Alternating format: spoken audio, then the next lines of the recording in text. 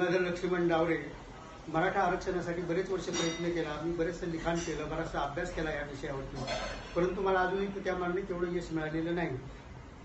मराठा आरक्षण मिळण्यासाठी कायद्याची कोणतीही अडचण मला दिसत नाही, कारण भारतीय राज्यघटनेमध्ये आरक्षण मर्यादा 50% असावी असा कुठेही उल्लेख नाही.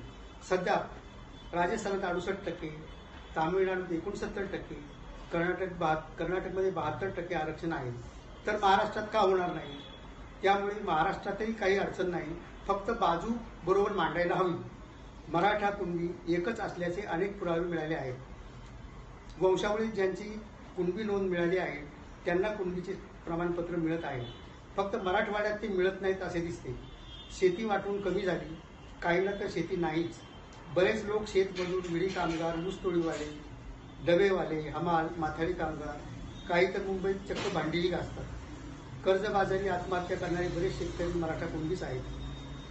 मराठा कुणबी समाज हा मागास असून तो सरकारी नोकरी व उच्च शिक्षणात कुठेही दिसत नाही. मुंबईत त्यांच्या लग्नाचा एकही हॉल दिसत नाही. इतर समाजाच्या मानाने आपण मागास आहोत याची जाणही या समाजाला नाही. समाजात जागृती दिसत नाही. देशासाठी लढणारा आज पोटासाठी मरतो. तसेच ओबीसीसाठी असणारी नॉन क्रिमिलियरची संकल्पना ही घटनाबाह्य असल्याने ती रद्द करावी असे ओबीसी आयोगाचे अध्यक्ष खासदार सुदर्शन लचिपन यांनी म्हटले आहे. म्हणजेच मराठा आरक्षण होऊ शकते. मुंबईत आझाद मैदानात गेल्या 30 मे पासून 4 जूनपर्यंत 57 लोक आमरण उपोषणाला बसले होते.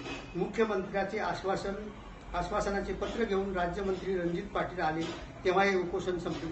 आरक्षण मिळेल अशी मला आशा आहे. ह्या विषयाबद्दल बरीच मोठी जागृती होण्याची गरज आहे. याच्यामध्ये कुठलीही अडचण दिसत नाही. तसेच सर्व लोकांना न्याय मिळायला हवा, सर्व जातींना न्याय मिळायला हवा आणि आरक्षणामध्ये जातीभेद होता कामा नये. सर्वांना आरक्षण समान असावं.